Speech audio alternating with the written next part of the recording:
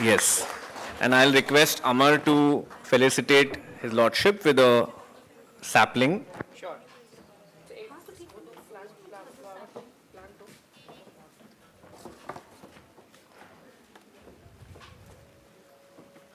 Thank you very much for your presence, Justice Chandrachud. As you can see, many people have braved the rain to hear from you this evening.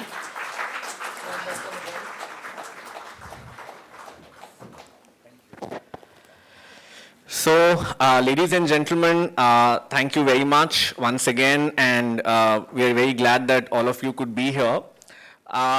Today, we have gathered together to celebrate, really a discussion that we are having with the 50th Chief Justice of India, Dr. Justice D.Y. Chandrachud.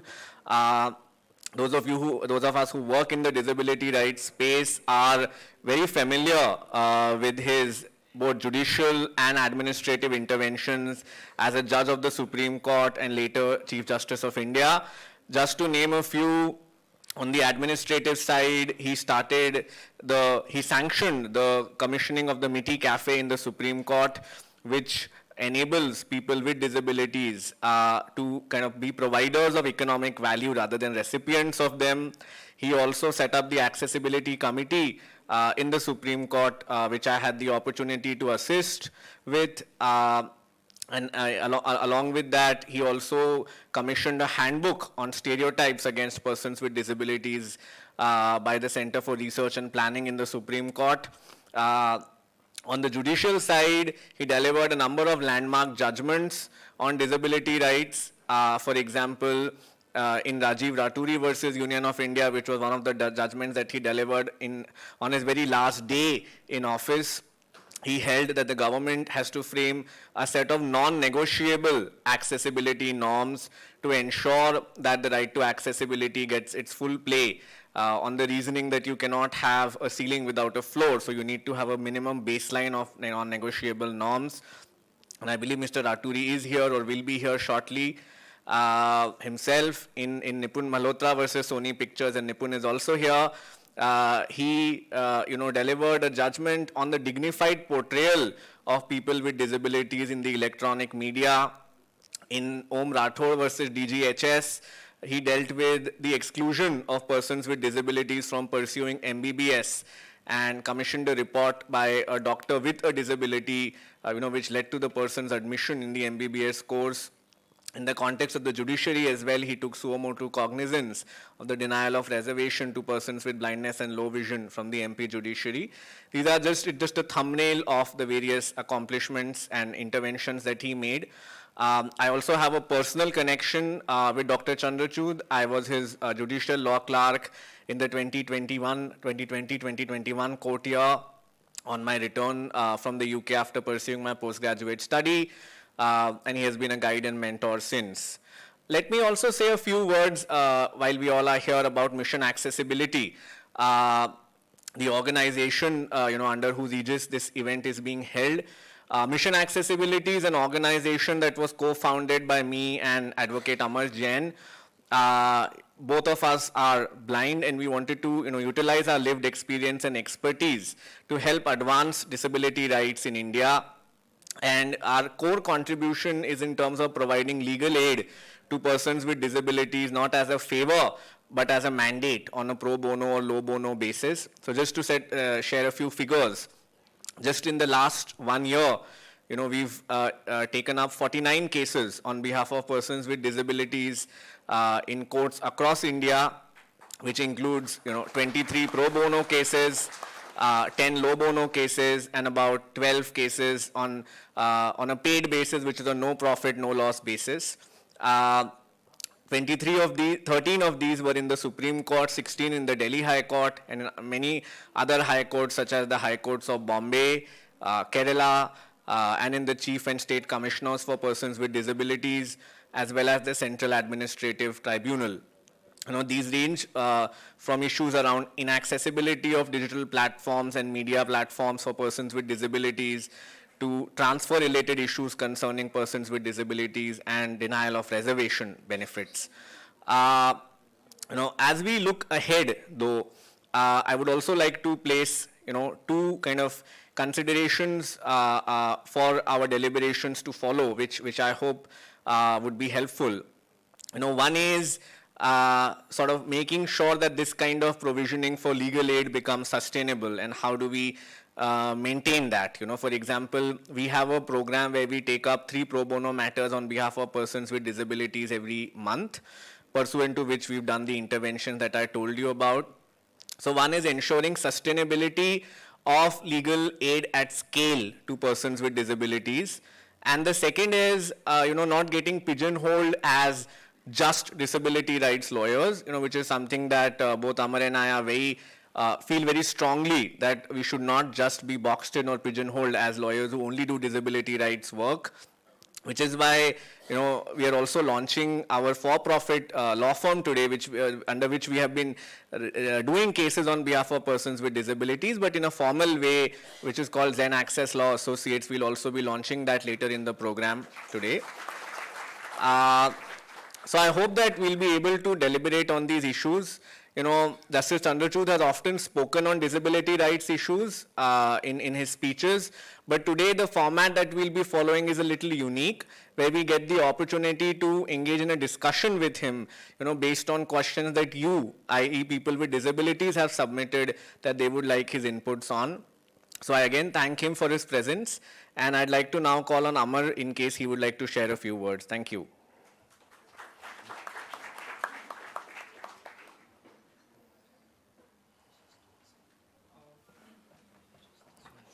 Could someone guide him to the dais? Is it okay? Yeah, why don't you take mine? Yes, sure. Good evening, everyone, and warm welcome to Mission Accessibility's discussion with Dr. D.Y. Chandrachud on disability rights and beyond. So we are immensely grateful to you for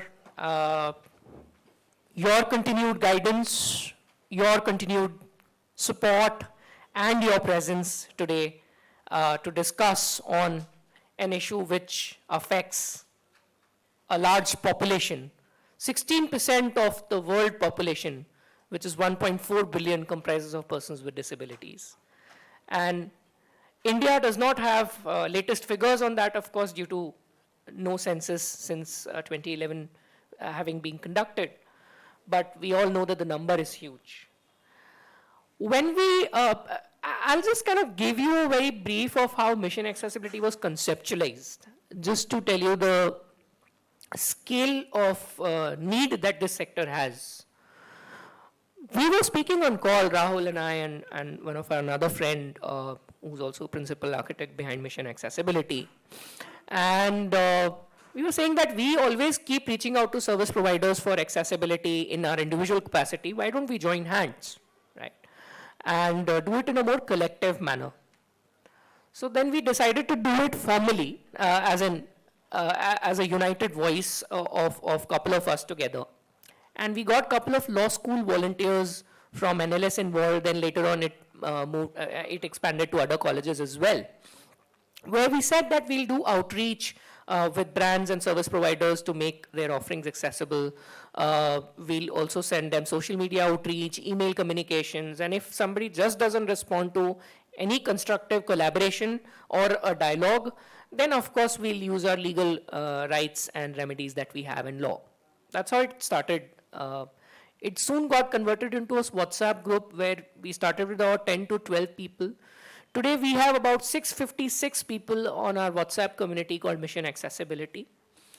After that, initial successes with a few brands which we kind of had to make their ecosystem more accessible, both Rahul and I decided that let's create a system which does not depend on us as two individuals but can sustain on its own, whether tomorrow we are there or not.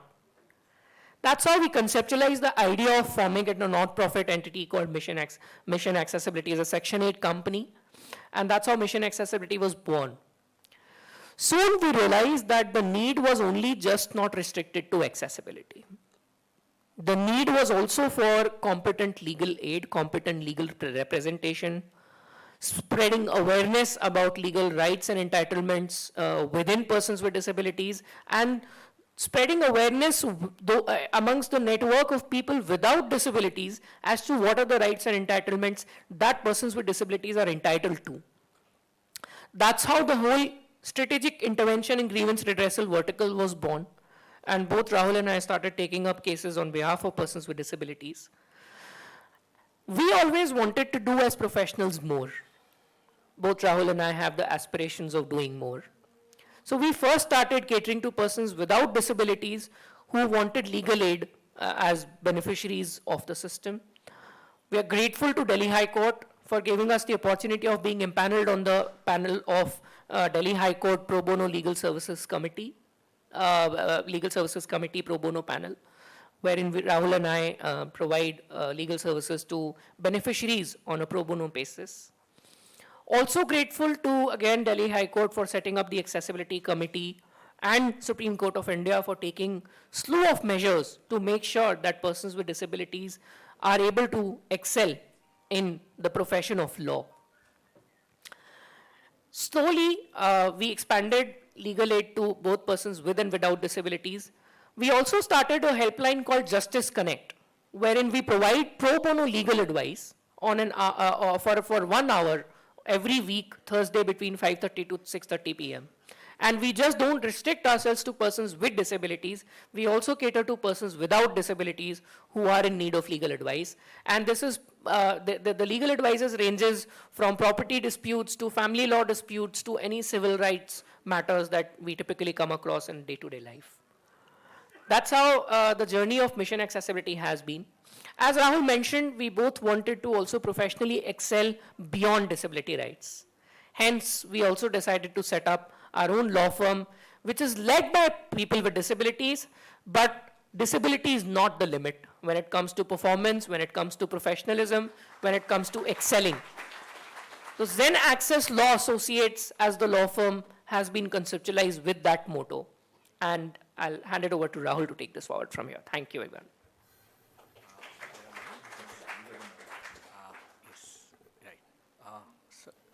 Yes, thank you. Thank you very much, Amar, for setting the context quite wonderfully. Just to, tell the audience, for example, he mentioned about the Justice Connect helpline. Now, we figured that we were getting a lot of queries by persons with disabilities in need of legal aid, and we thought we should streamline it. And just in the last, we started this on 9th January, so about 3 months ago. And in the last 3 months, we've answered as many as 94 queries by people with disabilities, looking for legal help.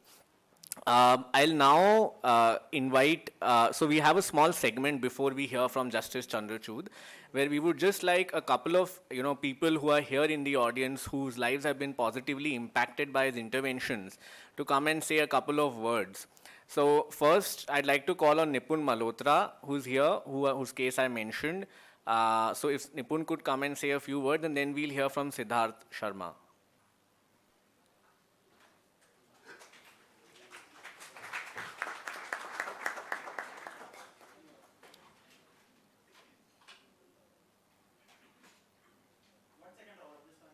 Yes.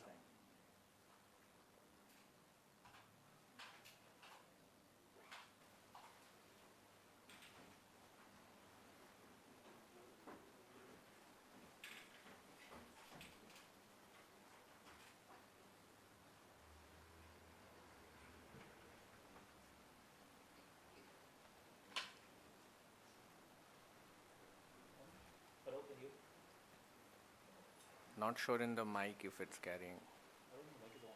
Yeah, we'll just, Taha, could you just?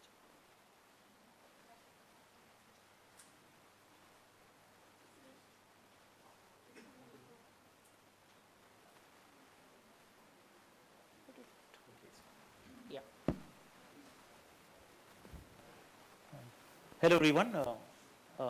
It's really an honor to be sharing the stage with Justice Chandrachud, and thank you Rahul and thank you Amar for really giving me this opportunity. I filed a case in 2024 in the Supreme Court against this movie called Aak Micholi, which Sony Pictures had released. The movie was very derogatory in nature, made fun of a lot of disabilities, and the synopsis really was that if you are a person with a disability and you want to get married, you should really hide your disability if you really want to have a chance. And I thought it really reinforced a lot of negative stereotypes. I'd gone to the Delhi High Court and I'd lost the case there. And that's when we went to the Supreme Court. Justice Chandrachud actually asked for the trailer of the movie to be shown in open court. I think that was a historic moment in itself. And I remember in the chambers there were a lot of lawyers who were snickering, laughing, a lot who were shocked as well. There were all kinds of reactions.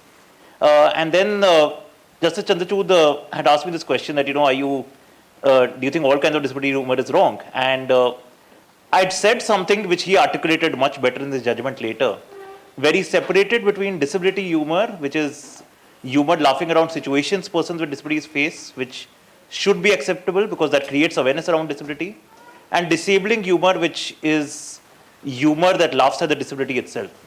And for the first time, guidelines were really created for visual media when it comes to portrayal of persons with disabilities. And I think these guidelines are going to be really historic whenever any future content is created around disability, because they give a standard to all content creators on what they should live up to. So thank you, sir, for this intervention. Thank you. Thank you, Nipun. May I now call on Siddharth?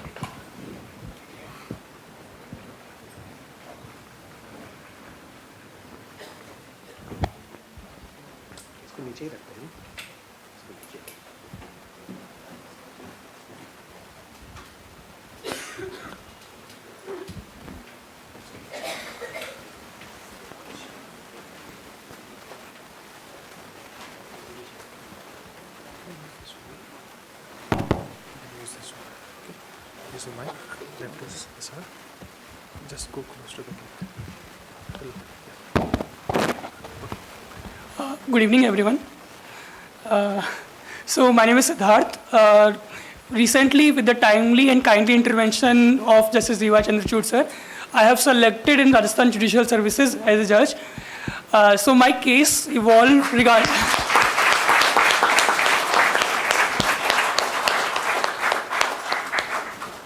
So my case revolved around various discrepancies regarding implementation of reservation for the persons with disability in the judiciary, both at the entrance level as well as the district judiciary level. So there was some misinterpretation of law regarding horizontal reservation and its applicability for the persons with disability. There were numerous judgments of high courts, there were numerous adverse judgments of various high courts as well as the Supreme Court.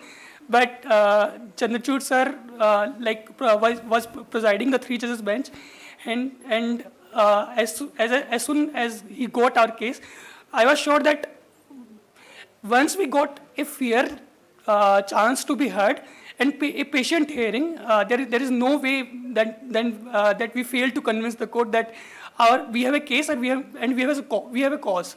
So fortunately, we timely get the chance, and sir sir gave us the patient hearing, and we able to pursue the court to follow the correct position of law. So now everyone, regardless of their disability, is equally entitled to for the reservation benefits while pursuing their judicial examination ambitions. So thank you so much, sir. Thanks so much, sir. Thank you very much, Siddharth. With that, may I now invite Dr. Justice D.Y. Chandrachud to share a few opening remarks briefly before we get into the discussion that we're going to have with him.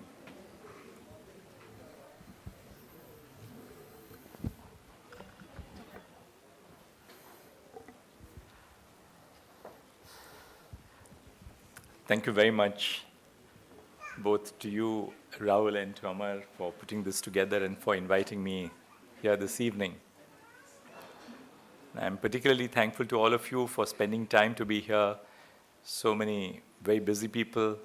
Justice Pratibha Singh, a very senior judge of the Delhi High Court, has shown her commitment to a social cause by being present here this evening.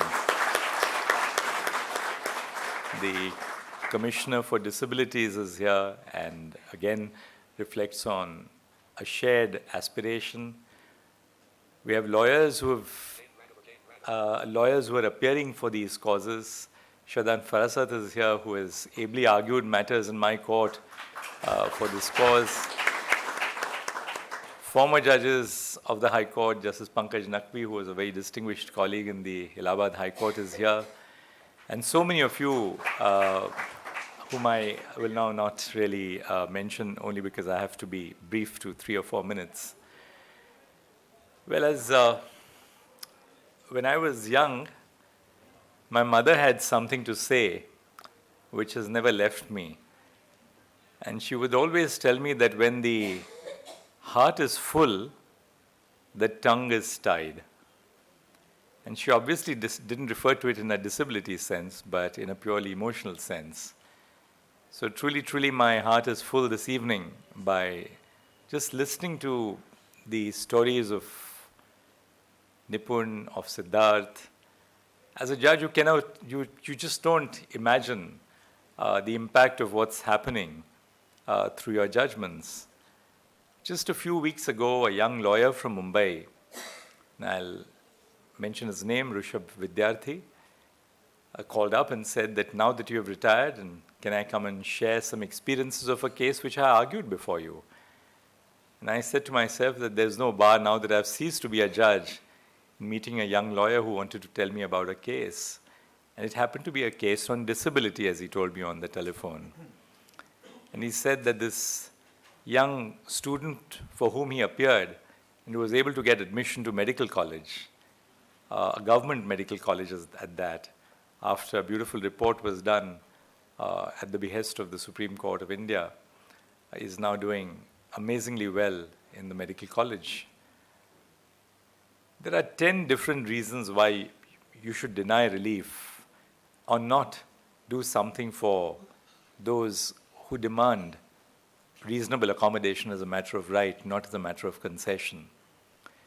But we need one good reason as citizens, as co-travelers on this path of life, to provide them, and for all of us, a footing of equality.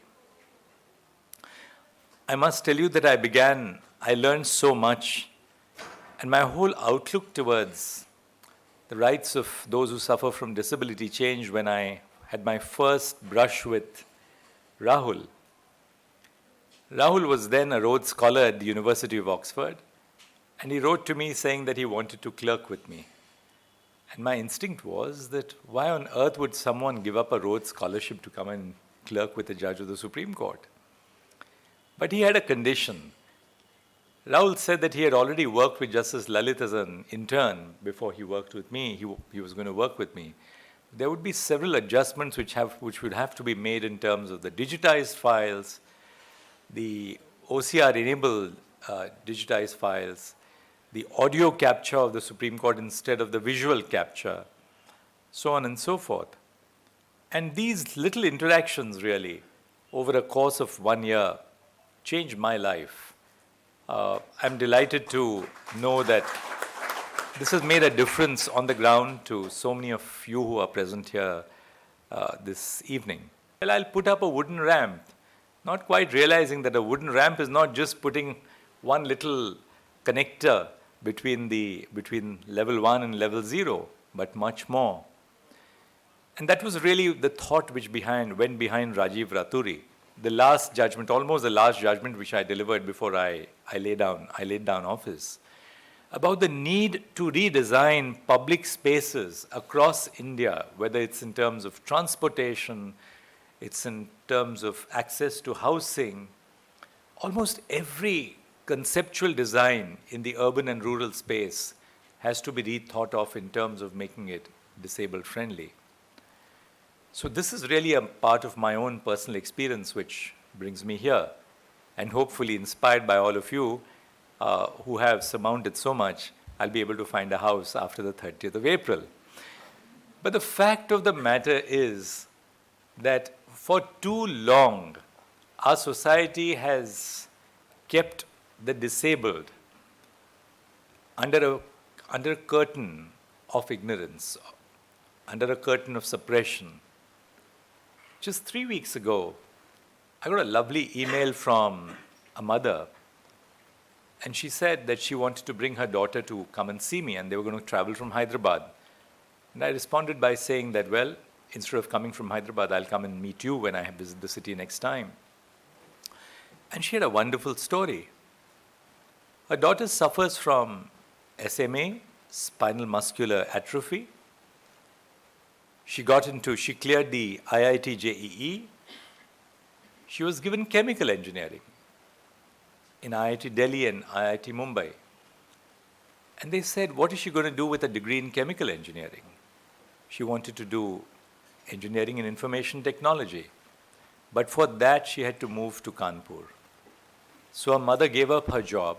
Her father continued to be in Gurgaon because somebody had to be sustaining the family. The mother moved with her to IIT Kanpur, where she completed her BTech and now is employed with a large multinational, with Microsoft in Hyderabad. But she too shared with me that though they found a place next to the Microsoft office, the real challenge is to traverse the 400 meters between home and the office, where you have to cross cars, there are no pavements, even for able-bodied people. But then we need to look beyond disability as well, because disability is one paradigm, albeit an important paradigm, of a whole class of citizens. What about the elderly? What about those on crutches? When my father-in-law was in a situation where he was not able to walk on his own, we realized that you had to have crutches and move the furniture in the house around so as to allow him to navigate the space of a small flat in Bangalore. So these are some of our own lived experiences of life, and I thought I'd begin my little presentation this evening by telling you about my own lived experiences.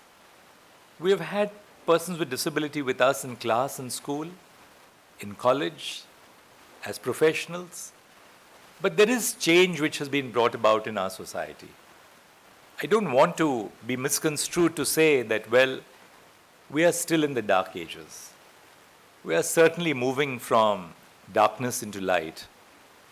But the reason why we are moving from darkness into light is because of the fact that you have people like Rahul and Amar who have taken upon themselves the mantle of mentoring others from their community, but more important, of acting as role models for the rest of society as well. Because their mission and mission accessibility in that sense is a torchbearer for others across society who need to understand that they have to take the first steps, and more than the first steps, to realize the mission and the vision of a transformed society. I think I'll conclude here. I'm not going to bore you with details on the law and reasonable accommodation and the RPWD Act.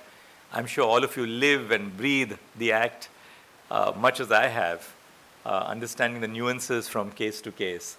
But as we go along with the questions this evening, I think some better synthesis will emerge. So I'll stop here and then open it up for the questions.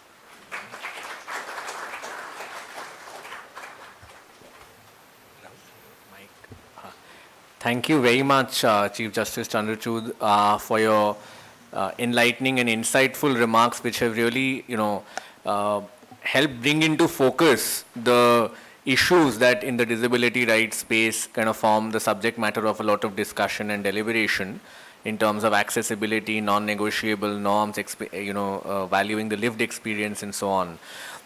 So in terms of, the discussion we were hoping to have with you. So what we had done is, in the month of, I believe, February, after Amar and I met you, we had put out a form for people to submit questions that they would like to seek your inputs on. And we got about 35 to 40 questions, out of which we've selected 8 that we'll be requesting you for your inputs on. And of course, after that, there'll be 15 minutes of Q&A with the audience. So let me kind of start off with this question, Chief Justice, that, when you were CJI, one of the most important administrative interventions you made was to start the MITI Cafe in the Supreme Court. which, as I mentioned earlier, is predominantly run by people with disabilities. Can you share a little bit in terms of, what motivated you to take this step and what your experience was? Because one of the things we see, whenever I go to the Supreme Court, I make it a practice to go there, and it's always very crowded. So, even without being kind of a disability rights sort of an intervention, it ends up portraying people with disabilities in a very different way. Well, my interface with Mitti Cafe actually began when my wife was invited to a program at Hansraj College by this young proprietor who has set up Mitti Cafe. I thought that it is important for a space like the Supreme Court to have Mitti Cafe within its precincts in order to convey, of course, here to lawyers, to litigants, to everyone who comes to the Supreme Court every day, about the fact that disability in that sense is no barrier to seeking dignified, productive, and useful coexistence in society and at the workplace. We even have in the Mitti Cafe a young couple who met during the course of their work in another Mitti Cafe, and they got married and have a child. And we therefore wanted to show to society that despite the constraints which any condition of disability imposes, and we'd be really hypocritical not to accept the constraints which arise, notwithstanding that, every one of those individuals is capable of leading a dignified existence and of being a service provider to us, the rest of society, and not just as a service recipient from the rest of society. And I think that's very important, because when we regard the role of people who suffer from disability as not just as objects which require an element of special treatment, but as people who bring to our life meaning just like anyone else, I think our assessment, our view on disability itself undergoes a change. That's something which I learned from my own daughters. You don't talk about them being less able than anyone else in the family. You talk about normal stuff that each of us is interested in, that each of us is moved by.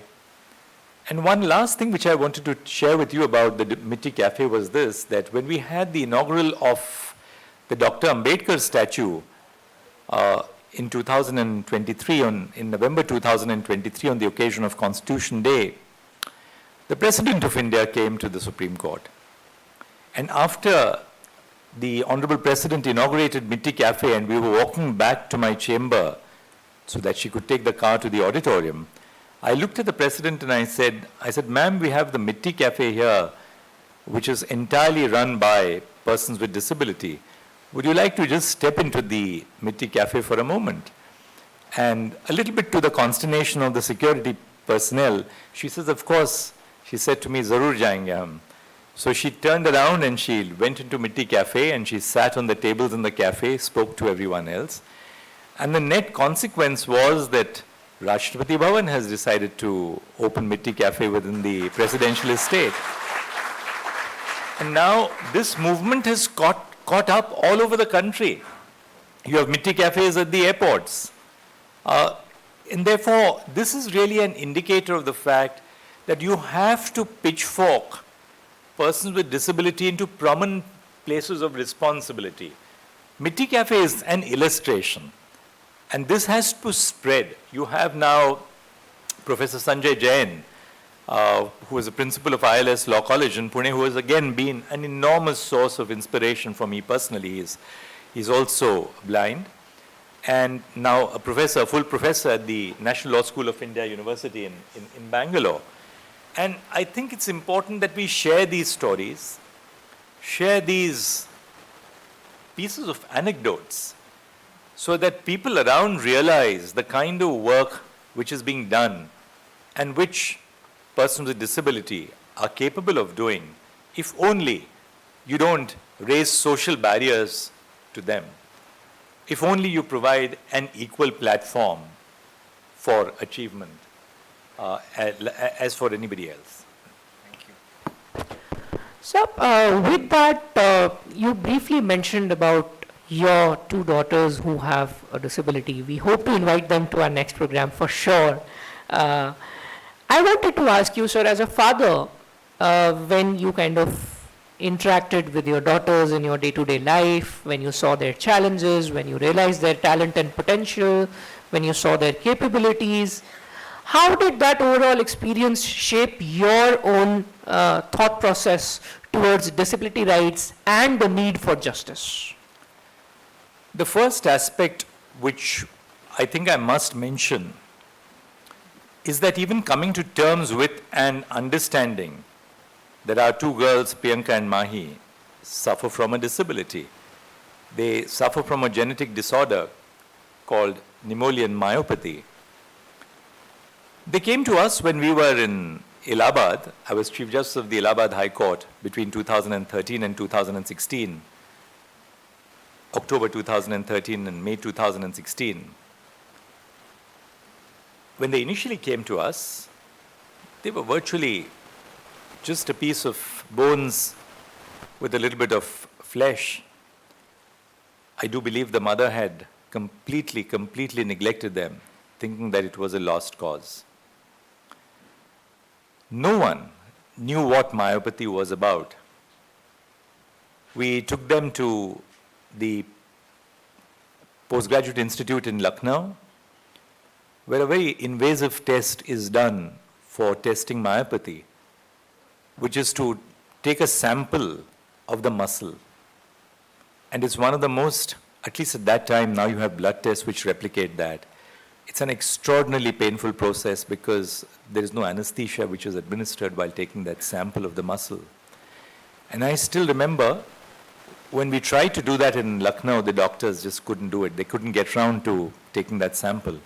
The next time it was done was when we came to Delhi in 2016, when it was done in AIMS. And the one thing which my older daughter said was she was in intense pain when that sample was taken. And in that pain, she constantly kept on saying, I don't want my sister to go through this. I hope they're not taking her into the OT to do this. But that's, how, our brush with so many of the genetic disorders is lack of knowledge, lack of investment in terms of public resources. But answering Amar's question, I think in so many which ways, again, my life and our life, both for Kalpana and me, has been completely changed by what we have learned from our two daughters. They have a vision of humanity and what it is to be humane. They are like each of us. They are like young adolescents with every one of the foibles which we all had when we were young adolescents. They are fierce environmental activists. Both of them invited us to turn to veganism. They are proponents of an ethical lifestyle.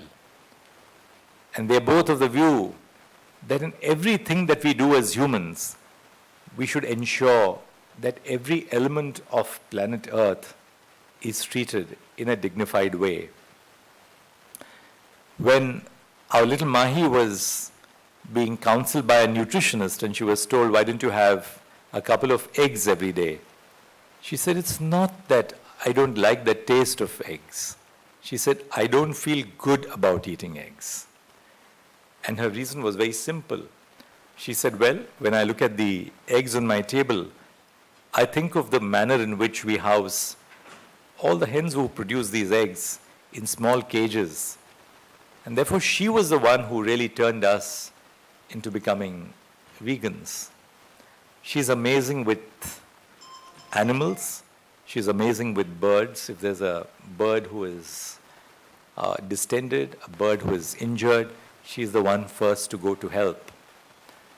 She's wonderful with every kind of creature on earth, even if it is a ladybug in the garden, to the monkeys who are never shooed away from a garden in Luton's Delhi.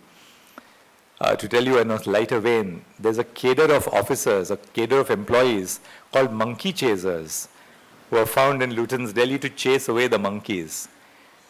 But our girls said that if you chase away the monkeys, they just go to another home. And why do they land up in our gardens in the first place? Because we as humans have displaced them from their habitat. They come into our habitat because we have displaced them by the travails of development, of unrestrained development in urban spaces. So I find every day that I talk to these girls, and now as someone who doesn't have the responsibilities of being Chief Justice of India, I have so much more time to listen to them, more than talk to them. I think listening is as important or more important than speaking. I learn so many of the profound truths of life just by observing them and listening to them. So I think what that really teaches you is, if you have a little patience, if you have a little time, and if you care to take a moment away from your own busy lives and schedules, you realize a great deal of what should enrich you in your contact with the disabled, as I have with my own daughters. Thank you. Thank you, sir. So now, the first segment was really on your personal journey and your interventions. In this segment, we'll be requesting you for your inputs on a few questions that people have asked about disability rights law and policy in the country. The first of these questions is from Anand KN, who says that because of the heavy workload that all our judges are under, we find that sometimes cases of people with disabilities take a substantial amount of time to get resolved. Now, one practice which has been adopted in some high courts, for example in Karnataka and Delhi, is to prioritize the hearing of cases of persons with disabilities so as to ensure that they get the requisite time and attention. Is this something that you think should be adopted in other high courts or in the Supreme Court? And are there any other interventions that you think can be thought of to ensure that people with disabilities are provided speedy justice? Absolutely, Rahul. I think creating a special bench is one answer. For instance, you have the green benches, you have senior citizens benches. At the same time, there are two views about it. Having one bench for dealing with cases on disability may provide for expeditious justice. But honestly, you must also have a bench with the requisite empathy and understanding about the rights of the disabled. And therefore, speaking for myself, I think it's equally important to diversify on disability issues to different benches, because hearing a case on disability is not like hearing a case on the Insolvency and Bankruptcy Code, where you require somebody with that very highly specialized domain knowledge to deal with a case on financial regulation, or say a case on electricity law, where you again require somebody who has a very innate understanding of the niceties of electricity law. Disability law is very different. Disability law cuts across the whole of the societal gamut. And what you really require are people with vision, people with a heart, and people who understand the fundamental basis of laws such as the RPWD Act. But what happens is that once these cases gain traction, and I must compliment you and everyone who's working in this space for bringing these cases to focus, like we had Nipun's case, the Ank Micholi case. We had the case of the medical student to whom medical admission was denied because he had a disability in excess of 80%, 87%, I think, if I'm not mistaken, 88%. So when these cases gain traction and they are heard, there is a quantum shift in the approach of judges. You must realize that this is the same Supreme Court which, say, 5 or 7 years back, had said that someone who is blind cannot enter judicial service. Because the argument was that when you look at the evidence of a witness, you must assess the demeanor of a witness. And if you don't have eyesight, how can you assess the demeanor of the witness? So this was the very Supreme Court which had said that. Now, there is a flip side as well, which is rarely today does the judge who record the evidence actually decide the trial, because there's just too much of work going on. So that this whole theory that you must be able to see the demeanor of the witness is more theory than practical reality. And judges ultimately learn to read between the lines. And that's as important as just physically with your own eyes observing a witness. But this was the same Supreme Court which then reversed its earlier decision and said, as Siddharth said, that, well, in the Rajasthan Judicial Service case, that people with visual disability should not be barred from seeking, engagement in the judicial service. So what's happening, as you see over a period of time, and this is an unmistakable movement which is taking place in the Supreme Court, you have now case after case. These are not isolated instances where justice has been done to people suffering from different kinds of disability. But now this is a movement which you see is taking place in the Supreme Court. You had a judgment by my very distinguished colleague, Justice Vishwanathan, again, which upheld the rights of a disabled individual to seek medical admission. So what began as an isolated instance is now becoming a movement, I would say. And by becoming this movement now, we are establishing a body of legal principle which is accepting of the fact that persons with disability are entitled as a matter of law, as a matter of constitutional right, not as a matter of charity or concession, to realize their rights on an equal platform. So I think, Rahul, to answer your question, it's important to bring these cases to the fore, to tell the court that, well, there is some urgency about it. If you don't look at my admission case when I'm appearing for the IHE, JEE, say next week, now I would lose this opportunity for the whole year. So it's important to highlight these cases, bring them to the attention of the court. And I dare say that there is now a quantum change that is taking place in the thought process in our judicial institutions. And this is now spreading to the high courts as well, as I gathered from what you shared with us just a short while ago. Thank you very much. The next question is by our colleague at Mission Accessibility, Sarah, who works with us as a litigation associate. Sarah, go ahead. Good evening, sir. Sir, the recent economic survey has highlighted mental health as a growing economic concern and has also highlighted the need for early intervention. We've seen an unprecedented hike in the rate of student suicides. As a lawyer, how can I use the judicial mechanism to ensure greater accountability, proper resource allocation, and implementation of evidence-based interventions? You know, the Mental Health Act, Sarah, is one of the most forward-looking pieces of legislation that India has enacted. Now the real challenge is, how do we ensure that the Mental Health Act is implemented on the ground? For instance, a very salutary thing that was done by the Mental Health Act was to decriminalize an attempt to commit suicide. The 1860 Act, which we had, treated any attempt to commit suicide as an offense against the penal law.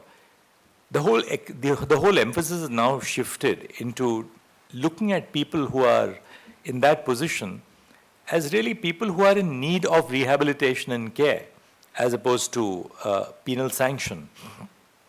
Coming to your question, I think it's now important to accept the fact that mental health is under serious stress in urban environments. The legal profession is perhaps the chief amongst them, because lawyers typically have extraordinarily stressful lifestyles. Lawyers working in law firms have to put in crazy hours of work. It's almost understood that if you go to a law firm, that you will live a life where there'll be no days off, that you are not entitled to seek a reasonable time schedule for work, so on and so forth. And obviously it's going to take a toll of mental health. And there's been very little focus in our society on the need for propagating issues pertaining to mental health. And by saying that we should have 70-hour work, assert 70-hour working weeks, we're not doing any good to the system, are we? Because you're only adding to the burden of a labor surplus economy. For every one person who falls out of the workforce, the employers are conscious of the fact that there is another one who will come and easily fill up that role. For every lawyer who leaves a workplace, you will have another young lawyer who is ready and eager to take up that job for whatever you will pay him or her. So I think it's important that a concerted effort can be made, and lawyers have a very vital role in that, by using their specialization and their experience and the good offices of the institution of the court to bring together diverse cross-sections of the community and society and government into one level platform, to have a deliberation on what can be done. Very often the court is utilized now, as you see, not as an institution for resolving conflicts, but as a focal point for creating dialogue. For instance, we had a case, for instance, where the Supreme Court has been monitoring the setting up of halfway homes for people who have been rehabilitated from mental illness. Very often, persons who suffer from mental illness are not accepted by their families after they are through the process of recuperation. Now, what do you do with those people? And it was found in the course of deliberations in the court that most of the mental health, or so many of these mental health institutions, which are government-run mental health institutions, keep these people back in the mental health institution, even though they have no more any need to continue to be in the mental health institution, because they have no place to go to. There's absolutely no place to go to. I remember as a young judge sitting in a division bench of the Bombay High Court, where there was someone who had been cured of a mental illness, and that matter would come to us in chambers. We issued notice to the family, and the family refused to accept them. And that person was lodged at the mental health home, if I'm not mistaken, in Thane in those days. So these are some of the realities. Now, how do you therefore ensure this can't be dealt with at an individual level? There has to be, first and foremost, an adequate budgetary allocation. That's something which we did by utilizing the good offices of the court for setting up halfway homes across India. So we used the modality of the court and the institutional role of the court to put together a multi-layered and multi-sectoral initiative for, say, treating a problem like the rehabilitations of people who have been cured of mental illness. A dashboard was prepared by the ministry and the government of India. That dashboard gives real-time information on which are the halfway homes which are available. What is the availability of accommodation in those mental health homes? Where are they situated? How are they monitored? So I think I just gave this example to highlight that a young lawyer can really, in that sense, by bringing these issues to the court, allow the court to be used as a sort of a platform to bring together diverse segments of the society. For instance, the states and the center. We're not only talking of the central government in these cases, you're also talking of the states, because we're a federal country. And the implementation of central policy is carried out by the states. Now, very often the central government is handicapped by the fact that they're also looking to the states to persuade them to come on board.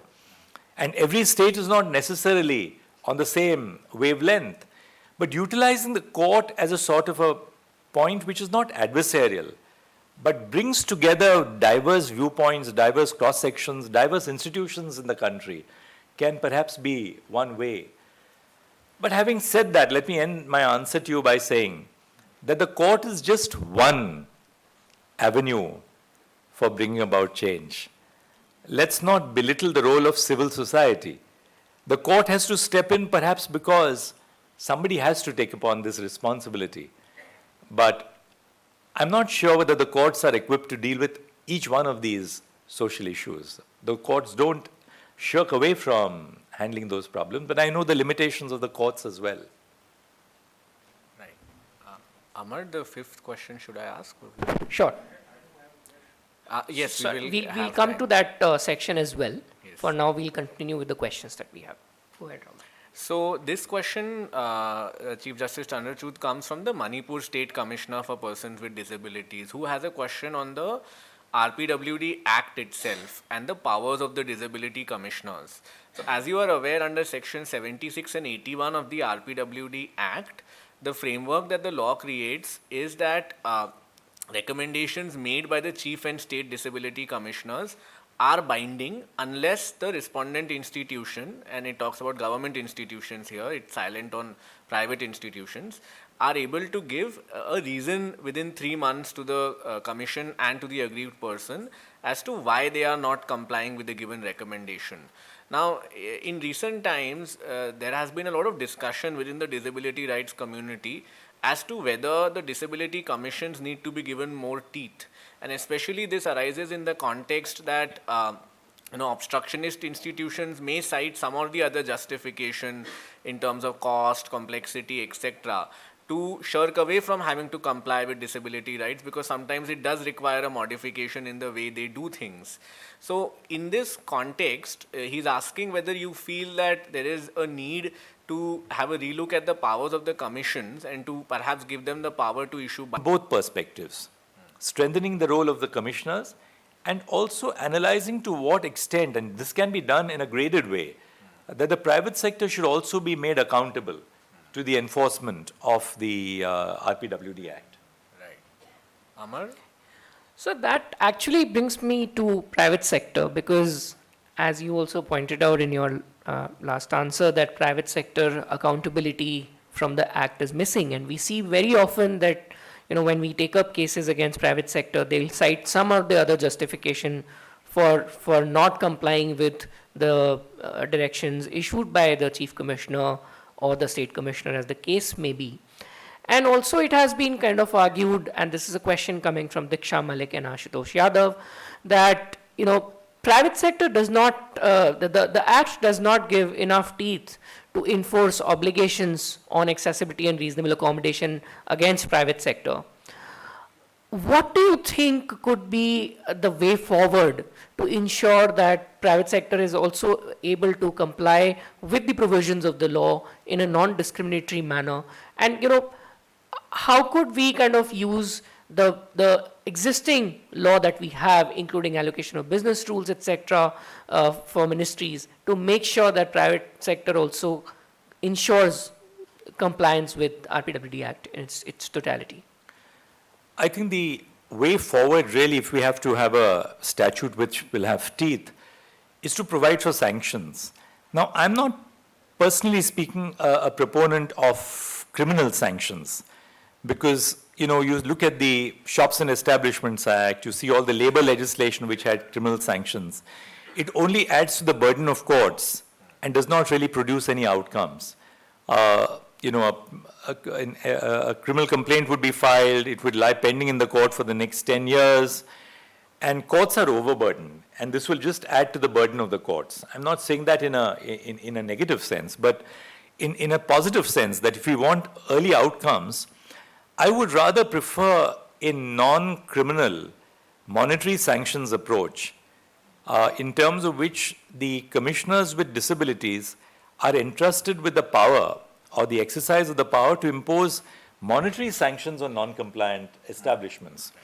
The other way may be, of course, to lay down time schedules for compliance and then monitor compliance with those time schedules. The third would be really to get some element of voluntary compliance. I think the best way perhaps would be to look at the largest employers in the private sector. Who are the largest employers today? Have some sort of rulemaking coupled with the imposition of monetary sanctions on the largest employability in the private sector. Instead of targeting that individual trader who has a small shop, target the large organized sector in the private sector, and then impose graded time schedules for compliance on them in terms of which are the occupations in which you must ensure compliance with the Act, and then gradually spread the ambit of the Act, say over the next 5 years or the next 10 years. Because if we spread ourselves too thin all at once, I'm not sure whether we have the infrastructure, even with the Commission of Disabilities, to properly enforce the provisions of the Act. So, insofar as the private sector is concerned, a large part of it is also about creating awareness, creating motivation, creating some sort of rewards for the private sector to comply. What kind of rewards there should be? Should they be in the nature of financial reimbursement? Should it be financial rewards? Should they be in terms of tax benefits? That's again a point which really is a policy issue which would require multi-sectoral stakeholder consultation. But you can even envision, say, tax benefits for the kind of compliance with private corporates would be, persuaded to put into place. Right. My next question, sir, is on ensuring that, initiatives in the disability rights get the requisite support that they need to realize their full potential. So we find that a lot of causes in the disability rights space, do not realize their potential for want of adequate resources and support in terms of CSR funding or, support from high net worth individuals. And especially, in our context of legal advocacy, given the strong linkage between disability and poverty, we find that, there is a lot more demand for legal advocacy, high quality legal advocacy than people are able to provide, at least, organizations like ours. So there is definitely a need for, philanthropic, a strong foundation of philanthropic support to be able to sustain these kinds of initiatives at scale. So what would kind of your message be to people, in those positions of influence who may be listening to you in terms of supporting disability rights causes in a generous manner? I think there has to be a greater collaboration between the academia on the one hand and the corporate sector on the other hand. We found how, for instance, the work which was done by Nalsar led to the judgment in Rajiv Raturi, the Center for Disability Studies. Now, that is an example of how a scientific and concerted engagement by an academic institution brings, public focus on the nature of the issue which is to be resolved. But then going beyond that and bringing about a greater collaboration between, say, CSR initiatives in the corporate sector is all a matter of legal advocacy and social advocacy. And I was just on a slightly different plane when I was getting ready for this evening. I noticed that on one of our popular social media websites, there is an article which says that the president of the Supreme Court Bar has put together a corpus of about 45 crores for the benefit of providing insurance for lawyers. And I said, if that can be done for providing for insurance for lawyers, which is really good in itself, because I know how lawyers suffered during the course of the COVID-19 pandemic, because they have no social security, period. This can be done in the disability rights segment as well. By creating, say, you have the IDEA initiative, which, Professor Shamnath Bashir was so successful in setting up. Now, what initiatives like IDEA or SEED, which is another initiative which deals with the rights of marginalized students, has done, is to bring to focus, the needs for putting and pitchforking these young, talented individuals from this sector into different occupations. We tend to talk only about the law because we are all lawyers. But law, we must understand, is only a small part of the overall slice. How do we ensure that more people enter into engineering colleges, medical colleges? We are already ensuring that more and more of them are entering into medical colleges. More of them enter into the academia. Why is it that you have only one professor like Professor Sanjay Jain who's gained that national prominence? You have others, of course, who are younger, and I'm sure they do better as well as time goes on. So I think there's a great deal to be done in terms of social advocacy. What's happening today is that great social advocacy is being done by individuals, by parents with children with disability, who have sort of set up organizations to deal with that particular genre of disability. But we lack an overall national framework of private organizations who can come together and then take up the whole issue of disability on a more concerted platform. And I would therefore leave it to people like both of you and everybody else who would like to be associated with the cause to put together something which provides for national advocacy, which brings together parliamentarians, legislators, the commissioners of disability in the states who are doing such amazing work, the commissioners of disability at the central level who are doing such amazing work. Individually, everybody is doing a great job. How do you then make sure that, the efforts are in that sense brought together in a more cohesive platform to give it a national focus? So on this, I would like to ask a follow-up question. It's not part of the agenda. Often advocacy is seen as a negative tool to generate conflict, etc., right? Or seen in an adversarial manner, which is why you see that CSR money, for example, does not go to any advocacy-led initiative. Mostly it's either the foundations or the philanthropists who want to contribute to such initiatives. What would be your thoughts and guidance to tackle that challenge? Well, part of it is ideological. And I don't want to go into the reasons for the ideological approach on the advocacy groups. But even assuming that what you say is right, yes. And there are foundations, why don't those foundations take up the issue of advocacy in and of themselves? And why shouldn't there be this broad collaboration between people in the advocacy group, in the advocacy sector? Right. Now, say people like Rahul and you, or anybody among the lawyers, Shadan is here, these are people who, you're not just in the advocacy group, you're not just doing disability work.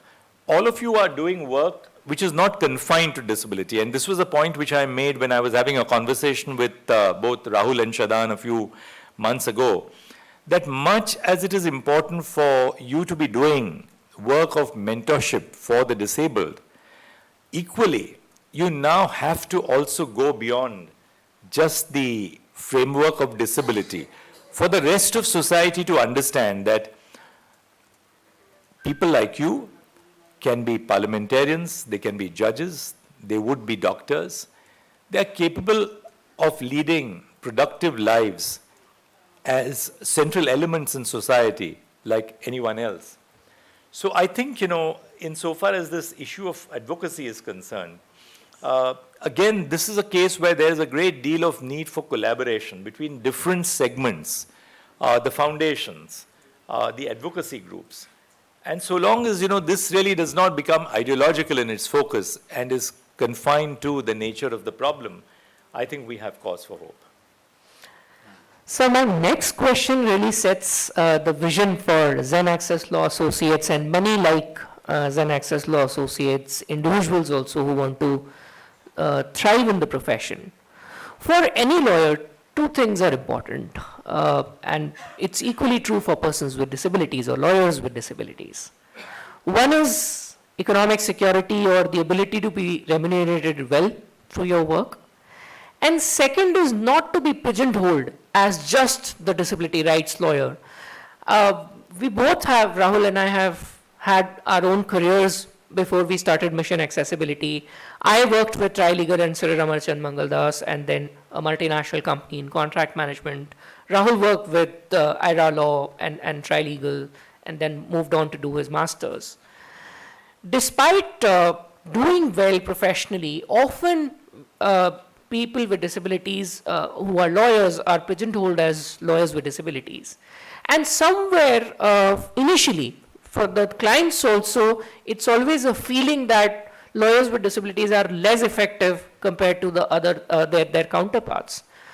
What would be your vision and what would be your thought as to how we can kind of change this narrative and how can we make legal professionals with disabilities visible beyond disability rights and in other branches of law? First and foremost, presence itself. Right, sir. I found that, when a lawyer who suffers from disability is present in court and argues in court, that itself is, in that sense, an exemplar for judges, an exemplar for lawyers, an exemplar for the audience who watches them. Because the court is as much a platform for others to see performance as much as for judges to assess the merits of an argument. So the first and foremost point of emphasis is to ensure greater presence. engagement of lawyers. Second, I think it's equally important for the engagement of these lawyers to be able to use technology. In fact, for me, technology was a great enabler. One thing which technology did was to reduce the emphasis on paper. Absolutely. And the emphasis on paper was not just all about, reducing the carbon footprint, but the reduction of the emphasis on paper gave a more level playing field to everyone, whether it was women who found it unproductive to come to court and spend the whole day waiting for a case in court, whether it is for a lawyer with disability who is able to read a digitized file in a far more efficient manner than, running through a braille paper book. So I think greater use of technology is something which we need to emphasize all across India, not just in the legal area, but across the board, whether it's in medicine or whether it's in accountancy, so as to ensure that lawyers, professionals with disability have a greater footprint in wider society. In fact, sir, this brings me to a point which is worth highlighting, and it's my personal experience. Delhi High Court had amended its, or had come up with its e-true copy rules, and where they had said that for any lawyer with a disability, if they need access to any judicial record, it will be provided in soft copy, in e-true copy format, and it will be OCR enabled. I had a civil suit of 2009, and the suit was very voluminous. And initially I remember when these rules were not in place, I got the files, it were all physical, and it was extremely difficult for me to scan an OCR and read them because the papers were not of good quality, the print was not of good quality, etc. But the minute I got through the e-true copy rules, the soft copy, the entire matter became much more manageable, and I kind of could deal with the matter in a hands-on way. So it's truly true that technology really enables if you design keeping needs of everyone in mind. So thank you for that, sir. Okay, so now we'll take a few questions from the audience. I know Mr. Raturi wanted to ask a question, so maybe we can start with him and then a couple of other questions. And just a request, please keep your questions very brief. Well, I really don't have a question, but thank you. It's a privilege to be here today, sir, in front of you. And on behalf of the sector, I would like to say a very, very big thank you for your judgment in my matter. It's truly path-breaking. It's given us a lot of hope. It's given us a lot of hope, encouragement, and in particular, your observations of framing the right to accessibility as a constitutional mandate and linking it to Articles 14, 19, and 21 is amazing. I think we have a lot of teeth now to go ahead and battle in the courts. I must also confess that we really strategized to have the case placed before you. Possibly shouldn't. I mean, Can we we've move been on? Can we move on to the next, please? we've been witness to your judgments ever since your stint in the Bombay High Court, whether it was the Suburban Railway Accessibility PIL, the issue of scribes for blind people in Bombay, and possibly, I think, also the issue of ballot papers for blind people in the 2004 elections. I think so. Yes. So we've kept track of your disability sensitized judgments, and we strategized to have the petition before you because we knew that if it didn't happen, we would still be battling it out in the courts for the next 19 years. It's taken us 19 years to reach where we are. Thank you so much. Thank you very much for, Mr. Raturi, one thing about judging which I must tell you is, judges tend to have a very short memory, and which is for the good or the bad. So you forget a lot of the work which you have done yourself, and just in this brief presentation, you reminded me of work of which I had also forgotten. No, we kept track of your judgments, I sir. think, when you write as a judge, you leave it for everyone else. You never retain it in your mind or in your Thank you heart. for the support thank that you've given to our sector over these years. That's amazing, and I think it's part of our disability rights movement now. Thank you. Thank you. Thank you so much.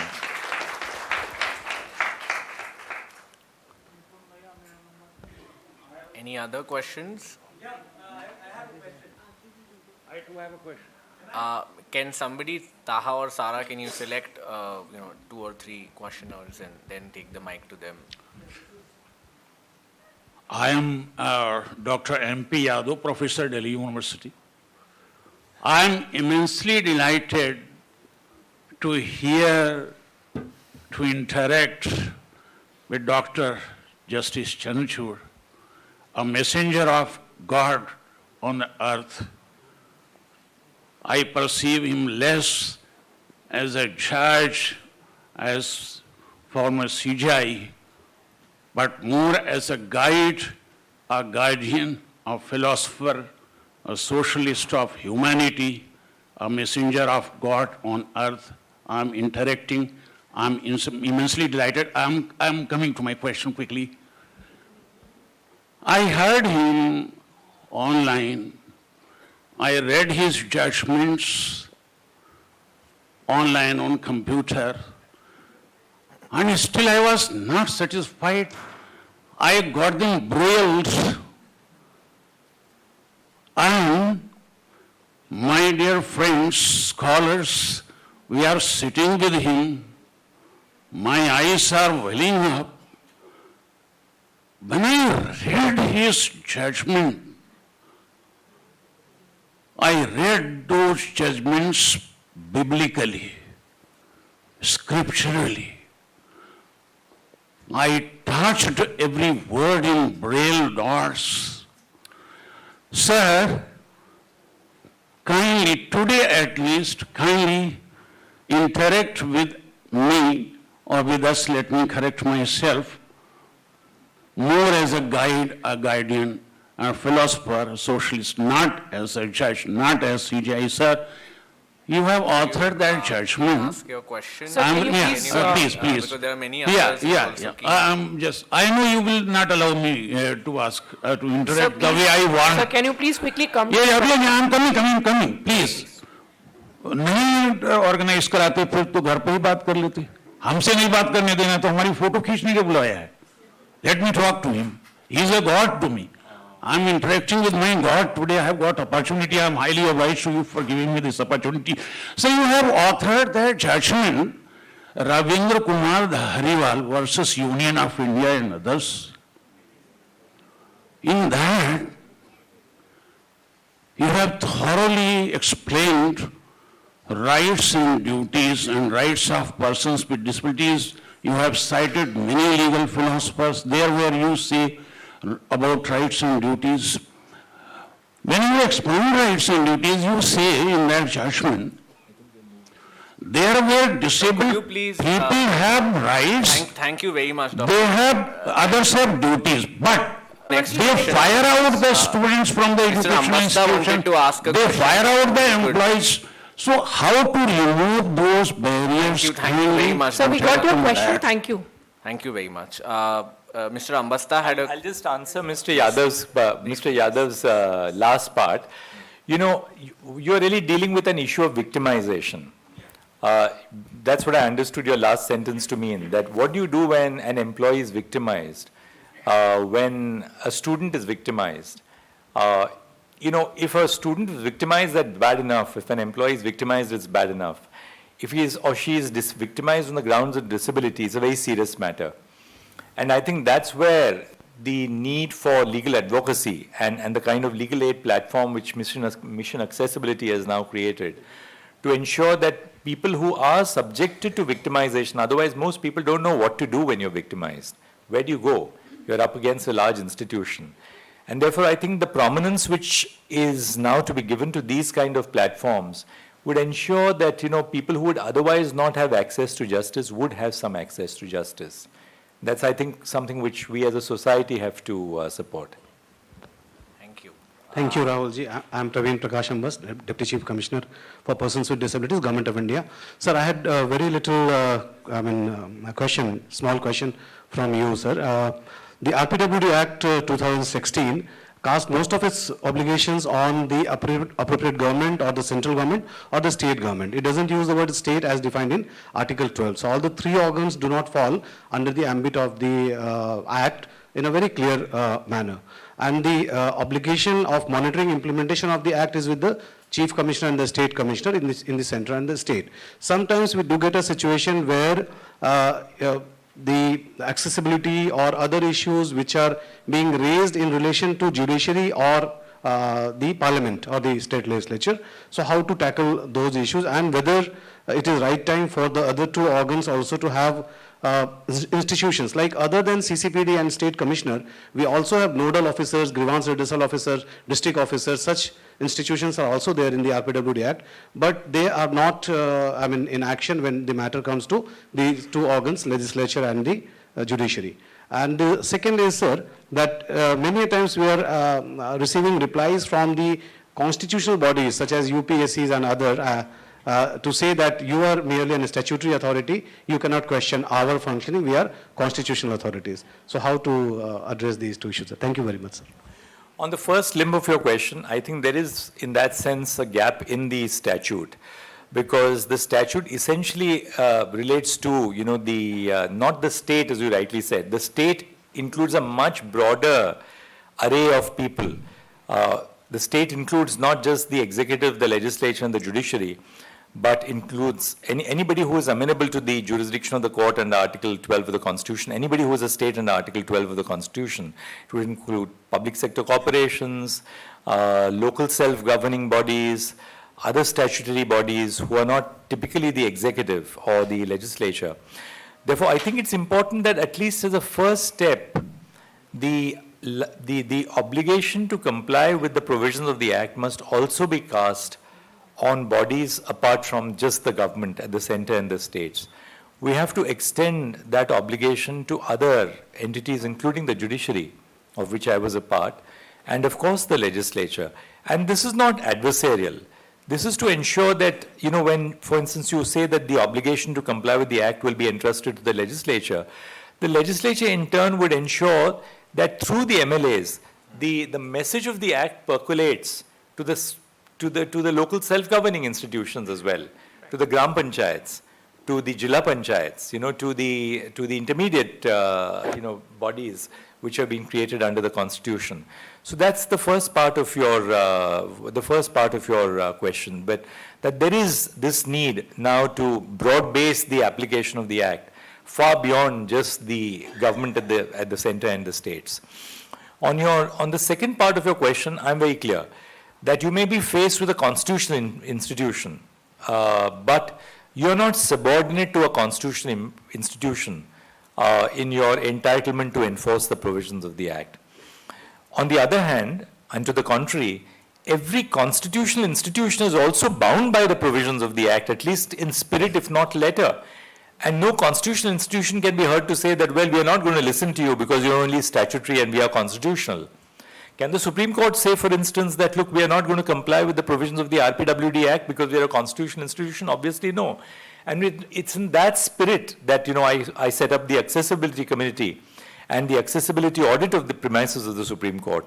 And when we conducted the accessibility audit, we involved, wider society. We involved the commissioners for disabilities, domain experts, civil society experts, who all gave us wonderful advice on how best we should enforce the provisions of the RPWD Act and the work of the Supreme Court, both in the physical space as well as in the virtual space. So on the latter part of your question, I'm very clear that no constitutional institution can be heard to say that a specialized statute which has been enacted by Parliament to protect the rights of the disabled is somehow subservient to constitutional institutions. In fact, constitutional institutions must also, in letter and spirit, obey the provisions of the Act. Shall we take one or two more questions? Yeah, one or two more, and then we'll wrap up. Two final questions we can take.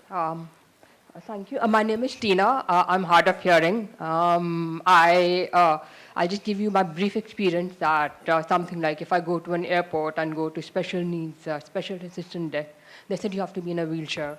Or I go somewhere else and I say I'm deaf, they say, okay, here's a sign language interpreter. So the path of taking awareness and raising awareness will take time. I'm thinking that, like the rest of the world, India needs to step up on prioritizing protection of accessibility and advocacy and accommodation by legislation. I think that's the only way it will work, while the private sector and people like us who are working in the field take time to build awareness. We need to prioritize this. The question is this: what steps can the judiciary and the law take to ensure that accessibility and accommodation is a given, it's a default, rather than us having to ask for it every time? So what is the thing, what is the priority that you can, what is the first step that you can take to ensure that that happens? Right. You know, I just said a short while ago that the Supreme Court conducted an accessibility audit of its premises. I think from there, we can take it to the next level by saying that an accessibility audit is critical. Very often what happens, in a society like ours, which has such a large population, there's a tendency to mainstream. We mainstream children in schools, we mainstream patients, we mainstream lawyers, we mainstream everything in our society. Individual treatment is something which is crucial. And in fact, on the sign language issue, that's what I learned from, Sarah Soni's case when she came to the Supreme Court, asking for a sign language interpreter to be provided to her. And I think, accessing the court, perhaps accessing the court for issuing wider directions would be a first step. So different establishments of a public nature, at least, should be held down to providing accessibility within their premises. I just have one, thank you very much. I just have one thing to add to that. If we could, sorry ma'am, I think we are running out of 5 time. seconds. Maybe one other person. I have a case in the court as well, in Supreme Court, in fact, for accommodation and accessibility. Sign language interpreter is not an issue. I have problem asking for caption, but that's what I need for my accessibility. So my point is that whoever asks for accommodation in the way we want, if that can be provided, is my point. Yeah, I think, a national SOP for public spaces is what we can really think of. If we put together this national SOP for people with different kinds of disabilities, so that it shouldn't be left on an anecdotal basis, when a report appears in the newspaper, to suddenly, awaken the conscience of the community. We must prepare that now in advance. Of course, it's going to be difficult. It's not going to be achieved overnight. But preparing the groundwork by laying down norms is the first step to achieving it in the near future. So I have the unenviable task of coming between the audience and Justice Chandrachud. So just one question. Roshan here, he's been waiting. Maybe one last question and then we can move on because we're running out of time. He's just signing here, Roshan. Yes. So thank you so much for this opportunity. My name is Roshan. I'm the General Secretary of All India Federation of Deaf. And we all are aware of the numerous challenges that deaf people face, accessibility being, the most. IIT Allahabad, recently there was a case of a deaf person dying by suicide. And it's not just the only one, it's because of the constant barriers we face, because of lack of accessibility and the constant mental turmoil that we go through. And because of lack of accessibility through interpreters, on his birthday, he committed suicide, right? And while he was able to compete and get admission, because the access was not provided, this scenario has happened. And this is probably one case that has been highlighted, but there are so many deaf people who are situated in different parts of the country, and they're suffering right now because they don't have access, because they face barriers on a daily basis. The RPWD Act is there, but our problems have not been solved. The mental health issue is not the problem here, the accessibility becomes the. So his name is Rahul, and I know we have Rahul here as well, and Rahul and Amar, you're having these every Thursday, 5:30 to 6:30, you're providing this free legal aid. My question is that can deaf people also seek this through interpreters? Well, of course, why not? I'm sure, Rahul, you'll be able to expand your footprint to providing this access as well.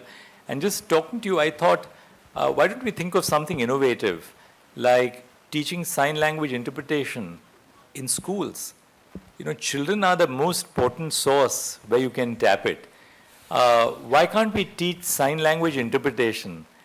At least the fundamentals or the basics. You don't have to have something at a very, where you can translate the argument in a constitutional case. But can we not tap young children and teach them the basics of sign language interpretation in our schools? Because children pick up things so fast. And it will just send a huge message across society of being an inclusive society sensitive to the needs of people who are in need of sign language interpretation. We need to have innovative solutions like that, and these would not be hugely expensive solutions. They would be cost-effective solutions. And therefore, I think we need to fashion some new ideas and new thoughts of this nature. Tapping young children for education in schools on sign language interpretation may be something which we haven't thought of as a society, which we should really implement. Thank you. So, I am hopeful that this will be the first of many conversations with Chief Justice Chandrachud, and maybe we can have him again sometime, and because there are a lot of questions that people want to ask him, and it's a rare opportunity for many. So I do understand the sentiment, but I have to at some point draw the curtains on the conversation. So I'll now, for the final segment of this evening's programming, hand it over to Amar for doing really two things. One is, launching Zen Access Law Associates, which I had mentioned, is, our effort to kind of be the MITI cafe of the legal profession, right? To say that, lawyers with disabilities don't just do disability rights law work. They're also capable of doing paid work in other areas of law, disability included, to say that we are disability-led but not disabled-led, but not disability-limited. So I'll hand it over to Amar. It's a law firm which will currently start with corporate law, which will include contract law as well. And corporate, I, for instance, come with banking and finance and capital markets experience. So corporate law is one of our forte, wherein we'll provide advisory, we'll provide transactional support, we'll provide interface to work with regulatory authorities to obtain consents, approvals, no objections, etc., no objection certificates, etc., and anything and everything that is to do with corporate law. We'll also provide our expertise through Rahul in the area of intellectual property rights, which is all areas of intellectual property rights, right from trademark to copyrights to patents and to so on. We'll also provide core litigation services, wherein for any violation of your legal rights, you can come to us and we'll help you litigate and make sure that the cases is handled with absolute professionalism. While the law firm is led by lawyers with disabilities, of course, it is open for everyone, for both lawyers, for people with disabilities and without disabilities. And through this, we hope to kind of make a difference in the legal world as not just lawyers who work on disability rights, but lawyers with disabilities who provide mainstream legal services. And this is also an opportunity for other corporates and service providers to broad-base their diversity by partnering with law firm like Zen Access Law Associates. So with this, we launch Zen Access Law Associates.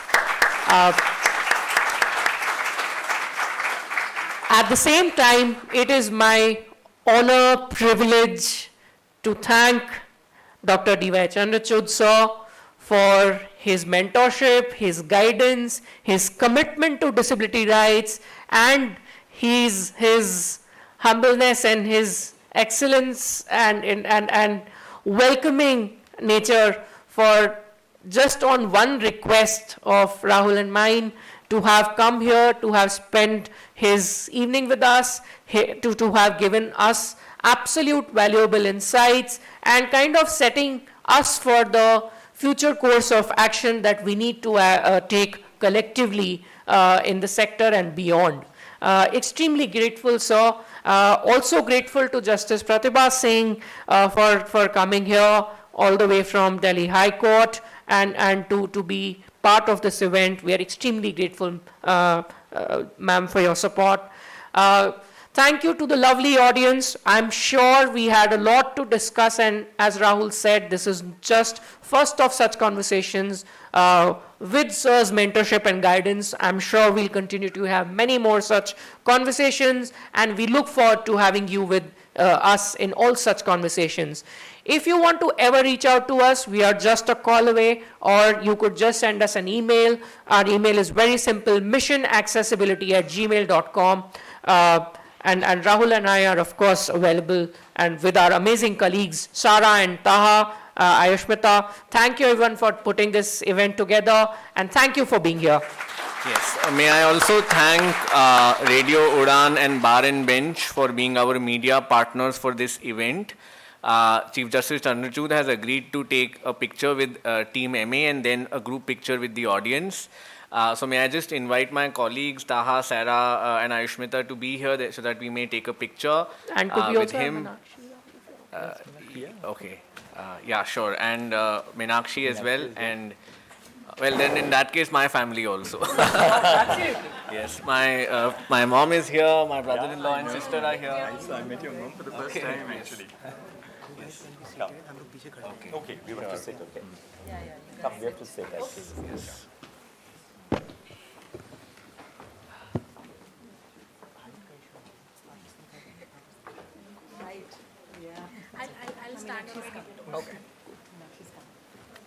And yes, we forgot to mention Shruti is also here, who manages social media consultancy. Hello, hi, I saw you in the audience. Actually.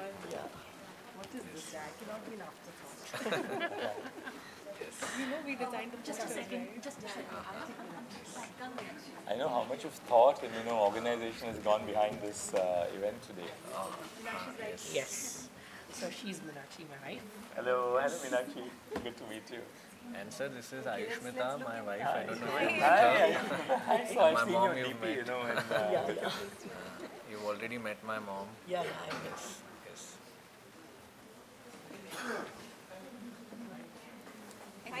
Thank you so much. We also have Monica Bajaj in the audience for people who have insurance issues as persons with disabilities. You can reach out to her. Now let's take. Ma'am, can you please raise your hand so that people know who you are? Thank you. Monica, ma'am. Thank you so much. Lovely.